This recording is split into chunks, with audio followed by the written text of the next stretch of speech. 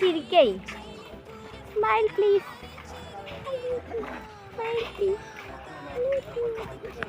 Hello guys, അപ്പം ഞങ്ങൾ വന്നിരിക്കുന്നത് ഗുരുവായൂരുള്ള ആനക്കോട്ട കാണാനാണ് കേട്ടോ. ഗുരുവായൂർ കയറി തൊഴുതിട്ടാണ് കേട്ടോ ഞങ്ങൾ ഈ ആനക്കോട്ട കാണാൻ വന്നത്.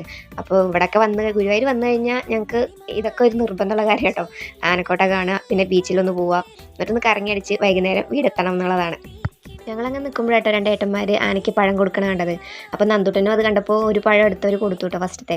അപ്പോൾ അതെടുത്ത് അവൻ ധൈര്യമായിട്ട് എറിഞ്ഞു. പക്ഷേ രണ്ടാമത് കൊടുത്തപ്പോൾ അവൻ എന്താണെന്നറിയില്ല, മടി വന്നു. അപ്പോൾ പിന്നെ ഏട്ടൻ അത് വാങ്ങി എറിഞ്ഞു കേട്ടോ. പക്ഷെ അത് ആനൻ്റെ അടുത്തെത്തില്ല, കുറച്ച് വിട്ടിട്ടാണ്. എന്നിട്ട് പിന്നെ ആന തപ്പി എടുത്ത് അത് കഴിച്ചു കേട്ടോ. പിന്നെ ഞങ്ങൾ അങ്ങനെ മുന്നോട്ട് നടന്നു. കുറേ ആനകളുണ്ടല്ലോ, അപ്പോൾ മതമുള്ളവരും മതമില്ലാത്തവരും അങ്ങനെ ഓരോ സെപ്പറേറ്റ് ആണല്ലോ അവർ കെട്ടിയിട്ടുണ്ടാവുക. വന്നാൽ മതി ആന ശരിയല്ല.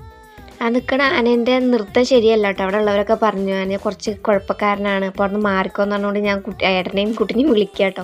അതിൻ്റെ ഇടയിലാണ് കേട്ടോ ഈ ആന ഇങ്ങനെ കളിക്കണ കണ്ടത്. അപ്പോൾ ഞങ്ങൾ കുറച്ച് നേരം അതൊക്കെ കണ്ടു നിന്നു. അപ്പോൾ അതൊക്കെ കഴിഞ്ഞിട്ട് ഞങ്ങൾ നേരെ ബീച്ചിലേക്കാണ് കേട്ടോ പോണേ. അപ്പോൾ ഇതൊരു നെക്സ്റ്റ് പാർട്ടായിട്ട് ഞങ്ങൾ അപ്ലോഡ് ചെയ്യാം കേട്ടോ.